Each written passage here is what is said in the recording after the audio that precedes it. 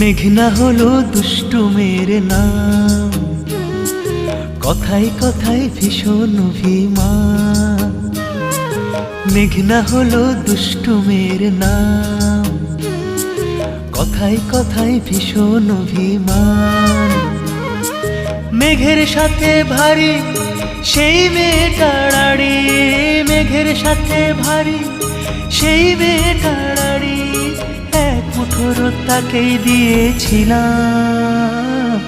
মেঘনা হলো দুষ্টু মেয়ের নাম, কথায় কথায় ভীষণ অভিমান।